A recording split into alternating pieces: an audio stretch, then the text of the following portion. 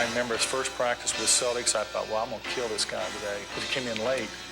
Went in there about the first 2 or 3 times, he blocked my shot, and I thought, I'm going to give this guy a little bit more respect. I mean, he actually blocked my shot the first 2 times I went in there, and I thought, boy, this guy can play defense. Well, come to find out, he's a great defensive player, but he's a heck of a lot better scorer. Yeah.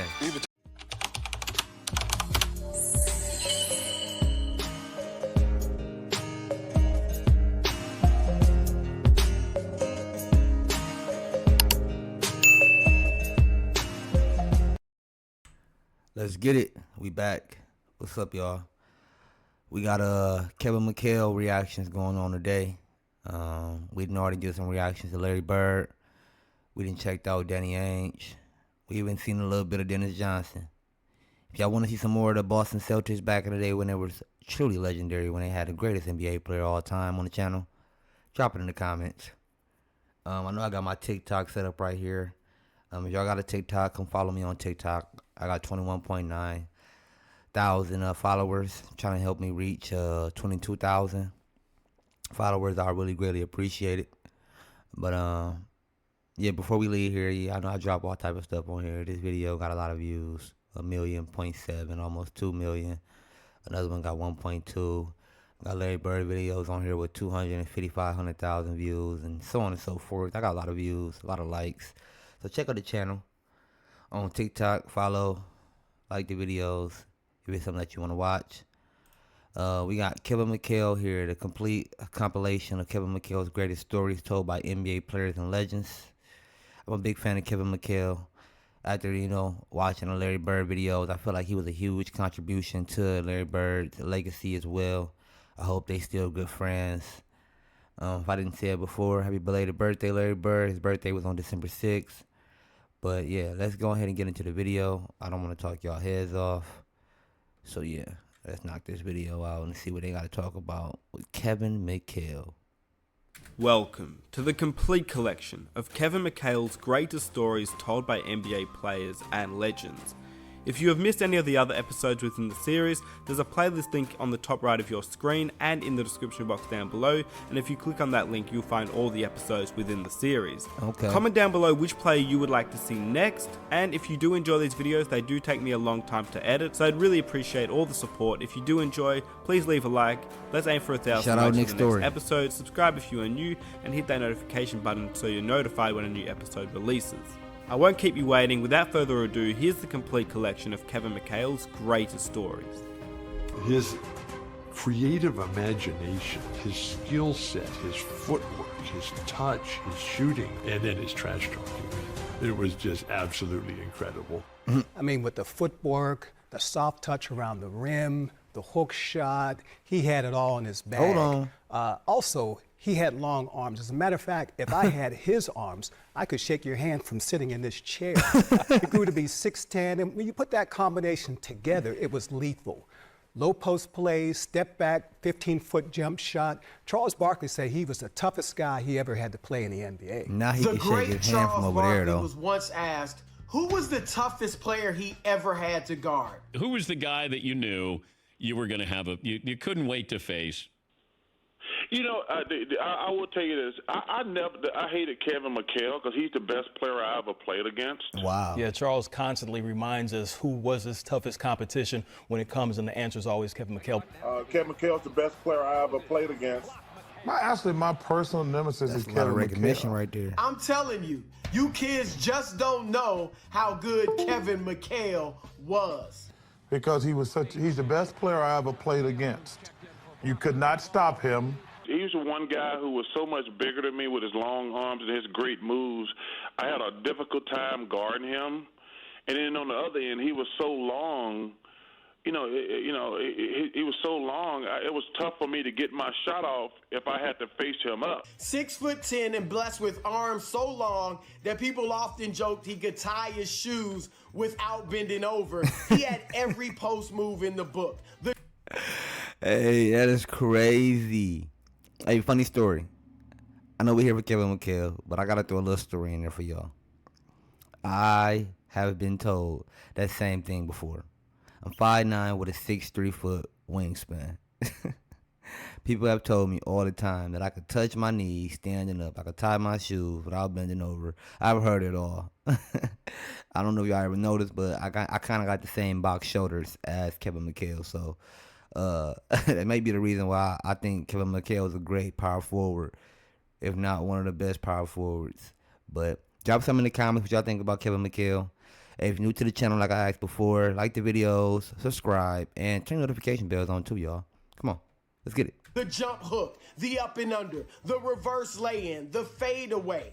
McHale was simply unstoppable on the block. So much so that in the 1986-87 season, he averaged 26 points a game while shooting 60% from the floor and 80% from the line.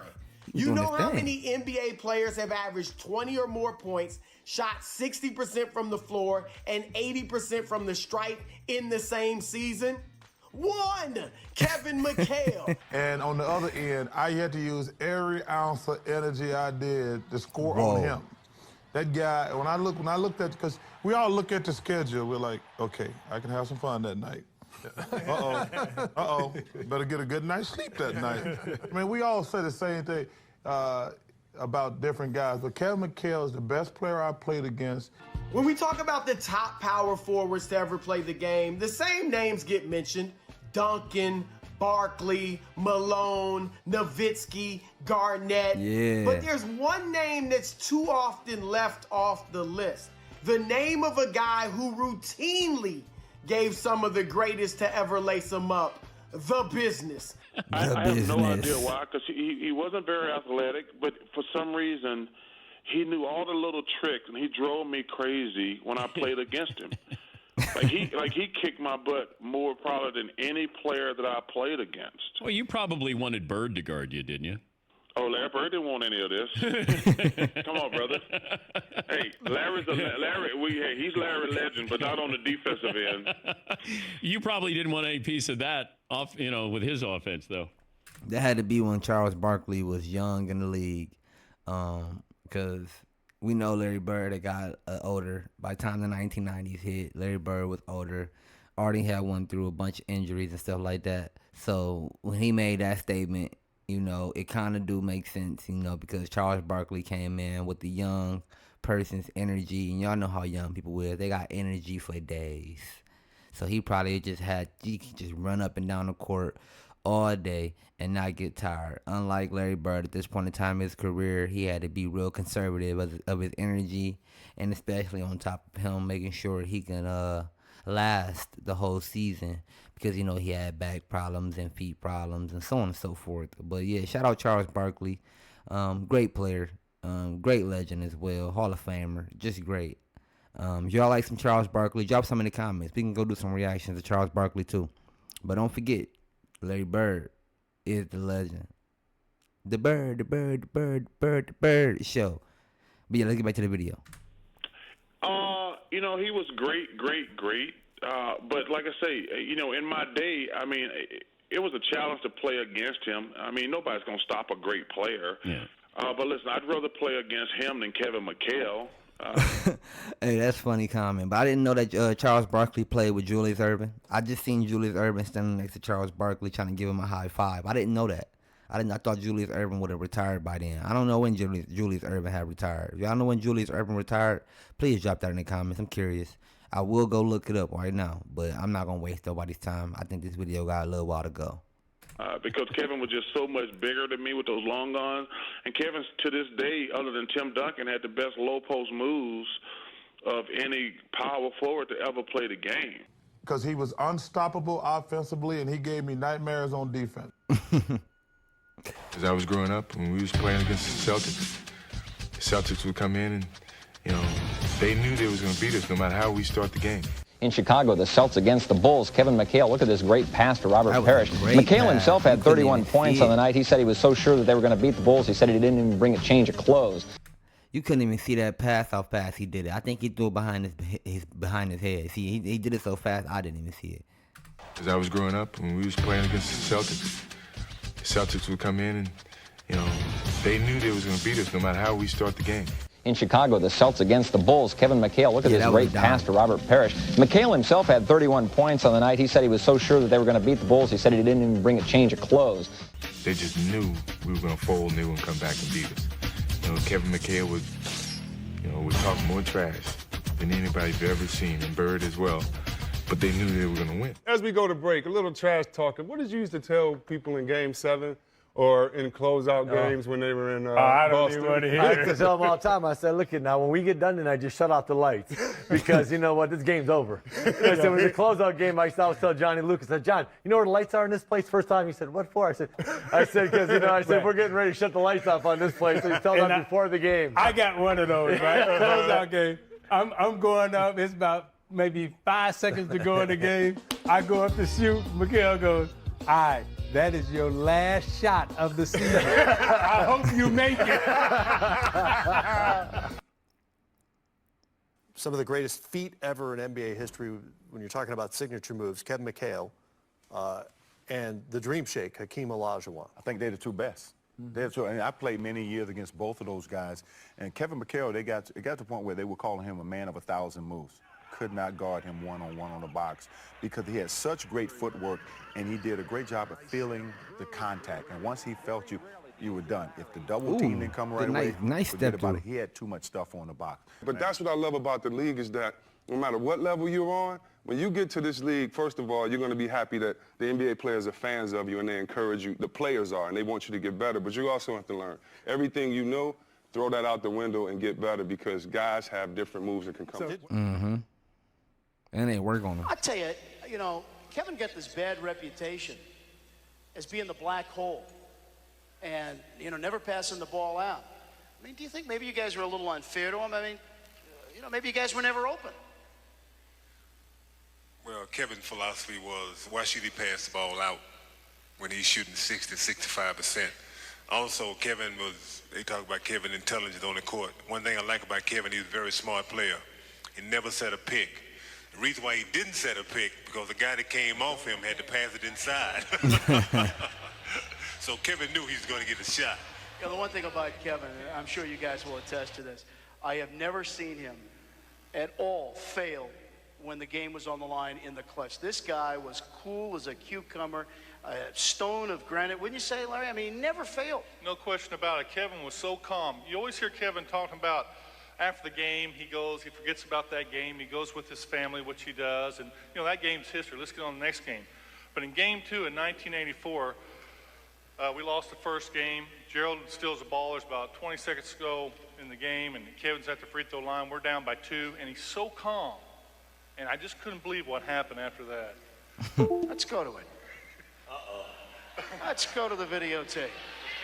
I think there's 20 seconds left. Well, there's 30-some, but Kevin gets fouled and has to go to the free throw line, and he's got 2 shots. We're down by 2, and everybody's thinking, well, at least he'll make one and something will happen. But, the players always stand together and say he's going to hit both of them.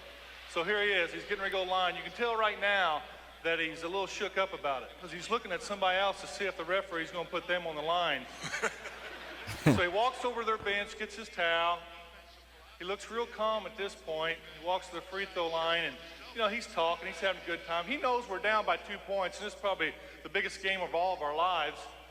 Cedric comes in. He looks happy. See, right now he's 7 for 8 from the line. He must have got fouled on the one he missed. He must have got fouled on the one he missed, being 7 for 8 at the free throw line. One thing you got to watch is his knees. It's so important to go free throw line with a lot of courage and a lot of confidence, but watch Kevin's knees. Don't watch him shoot the free throw. Just focus on his knees. He's calm. He's cool. And he knows he's going to make this. Follow his knees.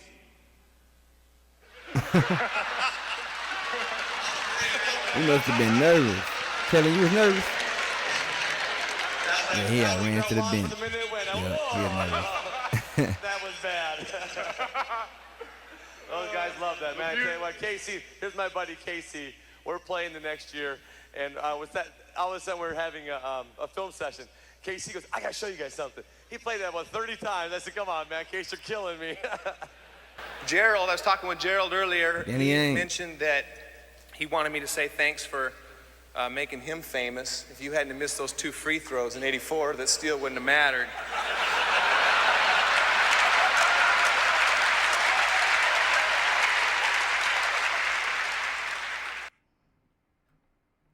You know, once upon a time, Sam Jones had the Celtics franchise record for points in a game. And then Larry Bird eclipsed that.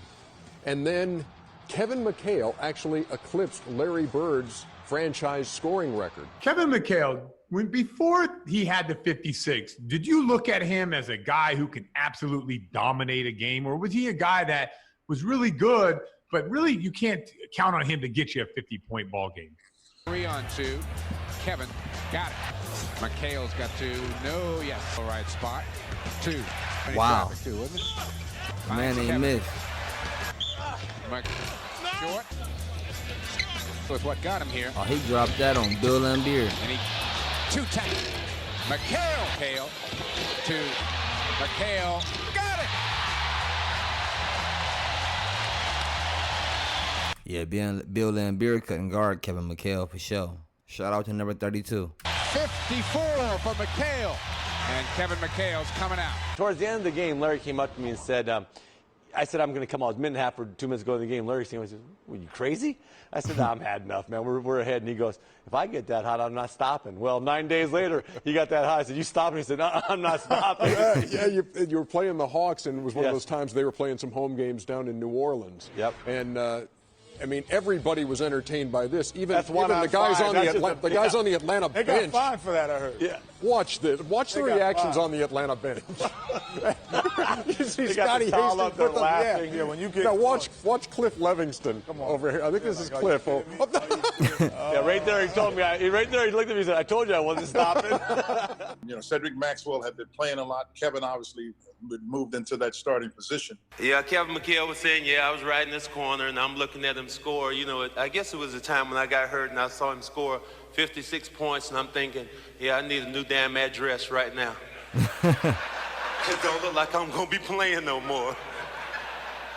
Kevin, with his length, with his footwork, and supreme confidence in his ability not only to knock down the 14, 15-footer, one dribble to a spot, one dribble to the rim, up and under. He had all of that game. And Larry had great confidence in him. I mean, Larry would specifically, when we ran the offense, if you threw it to Larry and it was, Larry come off a pin down on Kevin, he wouldn't come off looking to shoot.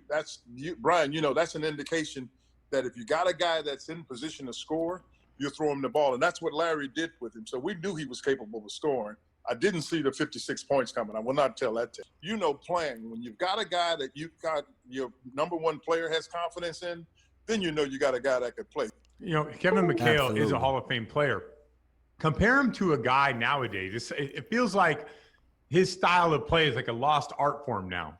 It is. No, I don't think there's any doubt about it. First of all, you don't see post up. You and I see you all the time. Matter of fact, last time we were talking about it, we saw each other. It was the last game, respectively, that both teams played. But no, you don't see Kevin's game anymore because guys they don't post up. And he's not lying. This generation of basketball has nothing to do with bigs actually posting up in the paint and trying to get a bucket. Some do it, but not as much as you would think that they would. Considering that you had so many greats that did post up in the paint that came before him. This whole era right now is all about coming down and getting a dunk or shooting a 3. And a regular 3 ain't even sweet no more. They want you to shoot a 3 from the logo, and everybody go, crowd, whoa. So, excuse me, I definitely can agree with him there. Shout out to all the bigs out here that still post up. To try to get to position. He just kind of, with that length, just faced you, walked you down, and then he could get it off the block a couple dribbles and still be able to get himself in position to get a shot that you had a hard time challenging. You don't see anybody in the game fade like that away. today. Two guys who fade away. were great in the low post, and obviously one was a mentor to the other, McHale being to Garnett. Right. How prevalent will the low post game be in the next 5 years? We see all the stretch fours and we talk about it all the time, but here are two guys. The skill was magnificent over the power. So what do you two guys think that's going to happen in the next 5 years? We kind of talked about, the evolution of the post and it coming from, Wilt and Elvin Hayes and that's, just when you think about the post it being a big man, before you had Wilt, Shaq, strong guys being grit, then you see another style of post, the Kevin McHale, to Jack Sigmas, to Charles Barkley's, using pump fakes from not just verticals, but at angles, using the backboard, up and unders and stuff like that to really, to where you get to, my class, and we was more face-up shooters, being able to put the ball on the floor, took a finesse kind of approach to it. And it kind of really birthed, myself, Chris Bosh, even Dirk Nowitzki, guys Tim Duncan you can throw in there, that kind of shaped us to what we are. Sound like Kevin Garnett didn't just want to go in the paint and get injured. You know how I get down there, they get real physical. Everybody down there 6'6", throwing elbows, almost 30 miles per hour. Talking about, get elbowed in your eye. Another funny story. That's how I ever got a black eye. I've only ever had one black eye, and it happened to me at a park. I forget what the park was called. I think it was called Highland Park. But I was at Highland Park. I was young. I had to be about maybe 10, 9, 11 at the most. It was in them years. I'm playing with the older kids. I was always that kid that had a lot of energy, like Charles Barkley they was talking about, and could just run up and down the court all day, every day. But I was playing with the older kids, and there was this guy. He went up to go get a rebound. And when he came down like, you get the rebound, and you come down, you bring your elbows down. And I'm just so little, I'm looking up, thinking I can get the ball to get the rebound. Whole time, the only thing I got was an elbow to the face. Eye swollen black. Maybe knocked me out. All I remember was the kids around me, because they was older, they was still kids though. The kids around me picked me up and helped me walk all the way home for my mom to put a bag of peas on my eye. Never forget the day. Definitely never forget the day. But you can already tell right here that Kevin McHale about to go crazy, because look how Larry Bird acting like he about to shoot. Whole time he's setting it up for the pass. Ainge in his prime versus McHale in his Ooh! prime. One-on-one win. I'm going to give it to Mac. Mac's shoulders. Mac is unguardable. Mac had to be double team, triple team. He taught me. It's only right. That's a great question, though, I'm going to pay homage. That's not a great question. They both great, but Kevin McHale's the best player out of the Nice feet work, Kevin. Nice feet work, because you the best player you played against don't mean it's not the best player. Kevin Garnett's not the look at this look at the best player somebody else played. Come on, man. This guy's the best player I played against. I'm not saying that it doesn't mean that Kevin Garnett didn't have all of this too. Oh, goodness. Hard to guard that. Give me that. There you go. Hold on. Take that, bro. Dream shake, bro. KG. Watch out, Irv. Stay out this business. Stay out this business, man. Stay out this business. It's not as clear cut as you think. Ain't no man. Listen, I ain't worried about no man who wears skinny jeans. It always goes back to that. Hey, Chuck, Happy New Year, KG. One leg at a time, Chuck. One leg at a time, Chuck. KG got skinny jeans on. That's why he said that. And this storied history of tremendous rivalry in professional basketball takes on a new chapter. The Philadelphia 76ers versus the Boston Celtics. He was a tremendous opponent to have, too, with those big square shoulders and, as awkward as he might have seemed sometimes on the court, he always knew where he was going and he knew what he was doing. And he was probably the most feared guy in Boston by the 76ers. Another Boston-Philadelphia classic. I was excited every time we played against you guys, and I loved the challenge of guarding you, but I liked guarding. You get out there, you have this wingspan. I said, I might as well just take a jump shot. He's all the way down here. Julius blocked by McHale. I knew if I beat Bird or Maxwell, McHale was going to be there. Kevin wasn't afraid to take a shot at you. He was a critical piece to the puzzle, and there were many nights when he was the MVP of Boston. Each and every time I walked in the Boston Garden, I knew I had to be at my best. People think that you keep these grudges your whole life. Man, we played hard, Doc, and we got after it, and I was doing everything I could to beat you. It was a fierce rivalry, but at the end, like I say, a lot of those old wounds, they kind of fade over. So one night we're playing against the Celtics, and McHale really has it going. And he's torching, our power forwards, Kent Benson. Now, you played with Kent Benson. He was a former #1 pick. He's on the Pistons, and McHale is working him. So is Bill Laimbeer a power forward or a center? Because I know he was cooking Bill Laimbeer for sure. Hey, man, shout out Bill Laimbeer, too. I did a video on him. That's on the channel. Hey, like I asked before, if y'all new to the channel, like the video, subscribe, and turn notification bells on. Let's get it. Sleets. Finally, you know, he started saying he's got these guys in the torture chamber. I know when I talk to my friends that get worked by my current teammates, I lay into them. Were you laying into Kent Benson a little bit? I didn't lay into Kent because I knew it was more than Kent could handle, quite frankly. You have to kind of know your personality. Kent played on our championship team and when I was out of college, but he also Larry had come to visit Indiana University, decided to go to Indiana State, and frankly, I'm not sure Kent gave the respect to Larry that Larry deserved when Larry came. He must be talking about Sean Kemp. Always intended to play really well against Kent Benson. Oh, and Kent Benson. Now Kevin's got it. Kevin knows about Larry's intent, and if you know Kevin's personality, like all of us, we all want to be liked, loved, whatever that's about. I'm He going wants to guard the make sure best he dude. maintains Larry's respect. So Larry is feeding him the ball so he can give it to Kent Benson. Kent was overmatched. There's just not any question about it. Kevin McHale taught me more about basketball, I would say, than any big man coach. The way Shout out he to John moves his Sally. body, lean. You ever see it looks like his body is halfway leaned over and halfway down, but his head is up here. It's just a weird look. So every time they would enter the basketball into him, he would holler, chamber, like, you know, he got him in a torture chamber, and, you know, it's too late. So I was coming back to double team, and he was looking down at me shooting like, you're too late, there's nothing you can do about this. And how he would spin, catch you, make you go up, lean on you, get under you, make you foul. You know, once he caught the ball, you were at his mercy. So, the best.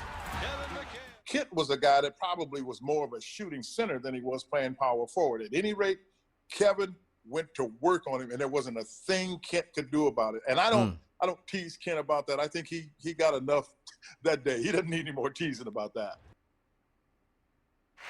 You know, Kevin is one of those guys who can really get under your skin at times. But when practice sessions were completed, some of the most competitive competition began. Double dribble! No! Done! No, I double dribble! Double dribble, he did too! I didn't. Double dribble. I kid crying. I didn't do it. Kevin McHale versus Danny Ainge. No, it was, that's a hell of a move. I didn't do it. Because when I went to get it with this hand, this hand came out. Oh, get out of here. You double dribbled the ball. No, I didn't. Quit crying. I'll let you do something. I'm good. I stole your brainwave last time. You cheated. I control you. Look at this. Practical joker, makes fun, real tease. Man, I'm glad when Bill Walton showed up. Because Kevin got off my case and couldn't wait to get a hold of Bill. Kevin taught me a lot about the game. And one thing in particular is he really taught me how to deal with the media. Just lie. Wow. The playoffs go on. Ray's tape jobs get tighter and tighter. By the last game, your foot is like in a spastic state, but you're really ready to play because it hurts so much you want to kill people. That was one of the reasons I collared Kurt Rambis. My foot hurt so bad, I couldn't help it. Kurt, I'm just kidding, babe. Sometimes playing against a person, you appreciate him even more. And when, as I traveled and played with a few different teams against Kevin, and we'd go through the scouting report and we'd walk through how we're going to defend him, you know, I'd hear coaches say things like, you know, fake the double team, wait till he puts it on the floor. All the coaching terminology is how you defend him. And I'd always have to step in and say, no, wait a minute. Kevin had this philosophy that if you double teamed him, he thought you could get 4 points if he scored. He used to tell me all the time, I'd say, Kevin, my man is right on you. I'm wide open. My man's guarding you. Pass me the ball. He'd say, tell your man to guard you then.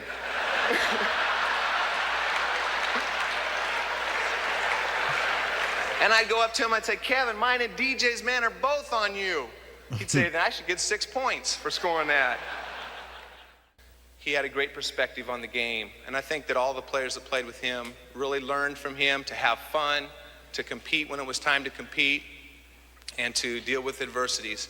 And I appreciate that, and I appreciate Kevin's friendship and the chance to play with him. It'll be, you know, I get picked on all these teams I play with. Now, Dan Marley just came up with a new statistic that he's keeping track of, and it's called SPDs, and it's stories per day. And every one of those stories I'm telling is about the Boston Celtics, and most of them are about Kevin McHale. Thank you very much.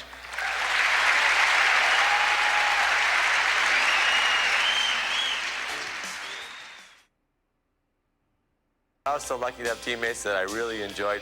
Bill Walton made that 86 season for me. For a lot of us, you know, Bill Walton was like a guy that we looked at UCLA, the 21 for 22, the Memphis game, just some of the stuff he had done in UCLA and the Bruins, and you know, coming in the 77 series in Portland when, you know, the Trailblazers beat the 76ers. And just some of the stuff he had done, you're like, wow, man, this guy is like a special player. How much does he have left? You know, with Bill's history, we had no clue. We got off to a pretty good start in training camp. He was pretty healthy, and we was trying to ride the wave. As special as it was, because being around Bill like that, and actually I hate to even admit this, I had a picture of Bill on my wall. He was my idol growing up, and I hate to even admit that, but he was. So playing with my idol was just fantastic. The greatest moment of my life. Is he talking about Bill Russell? Kevin McHale got to play with Bill Russell? That's crazy. On the basketball court. Took place at Hellenic College in 1986. Forget the championships, forget the parades. We were practicing, and it was one of the few days that Kevin actually got there on time. Maybe KC finally got the point of telling Kevin practice started at 9:30 instead of 10:30. And Kevin and I used to love to play one-on-one before practice. KC at 10:30 blew the whistle, and we were really going at it at the other end and asked us to come on down, let's get started. Well, we totally ignored him, and we're going at it pretty hot and heavy. A couple minutes later, KC really blows the whistle and says, okay, get down here right now, we're gonna get started. I'm sorry, y'all. I'm sitting here thinking he talking about Bill Russell, not Bill Walton, the center that was on his team. Man, I swear I thought I knew as much as I could after doing all these Larry Bird reactions, but I still sometimes can be oblivious. Hey, look, I'm not gonna lie to y'all. I already kind of like did this video before, but unfortunately, it was quite a long video, and I started to doze off, literally on the screen. Bloopers. Y'all want to see that blooper? Drop some in the comments. I'll add that to the channel. Serious. So we drop the ball, we're walking down, and Kevin and I are going at each other pretty good as we're walking down the court. And I'm telling him, you know, Kevin, I'm killing you out here. This is embarrassing. You probably wouldn't even be in the league if you didn't have Larry passing you the ball with all those easy layups.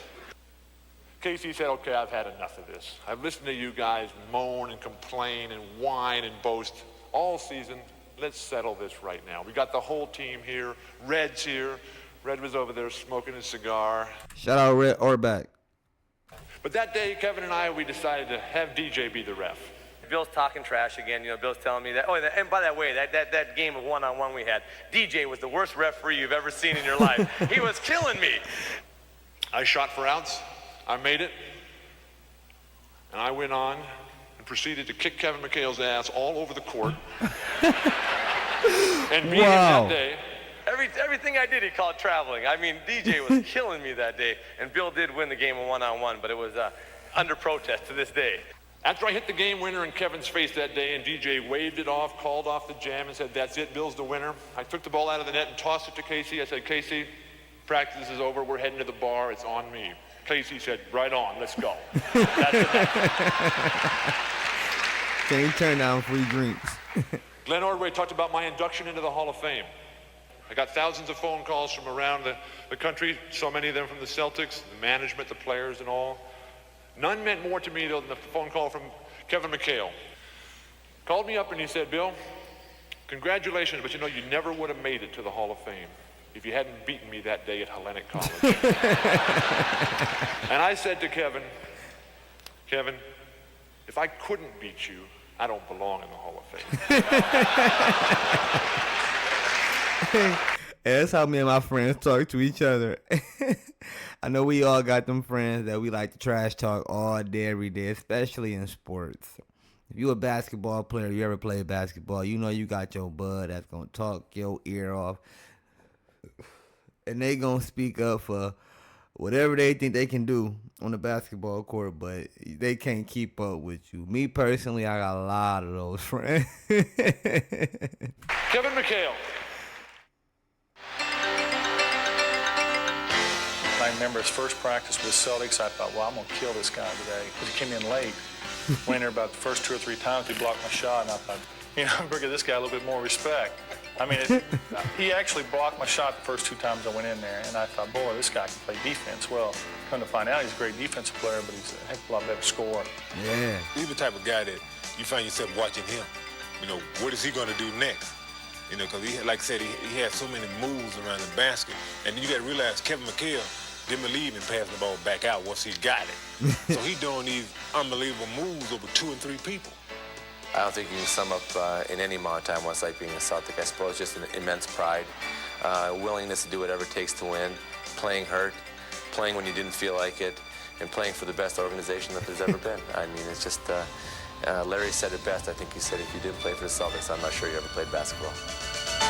Wow, legendary statement. And that was the complete collection of Kevin McHale's greatest stories. Let me know which player you would like to see next. Please be sure to leave a like if you enjoyed the video, subscribe if you are new, and I'll catch you guys in the next video. Yes, Here are sir. 2 new videos that you may enjoy. Shout out Nick Story. Shout out Nick Story. For always coming with some of the greatest content that you can watch on the Boston Celtics, because I swear, he don't miss. Also, shout out Kevin McHale. Shout out Robert Parish. Shout out Bill Walton. Shout out Dennis Johnson. Shout out Larry Bird. Larry Legend himself. Shout out KC. Shout them all out, man. I'm telling you, I love watching these stories. And if you love watching these stories too, be sure to like the video. If you're new to the channel, subscribe. And turn your notification bells on, man. Because I'm telling y'all, we always come back with some reactions. But please, please, please, please, please, drop something in the comments. Players, videos, anything that you want to watch. That way we can tune into it. I want to see somebody drop some Dennis Johnson. I want to see somebody drop some Bill Walton. I want to see somebody do more Kevin McHale, do more Larry Bird, do some KC. The coach KC, I believe his last name was Jones.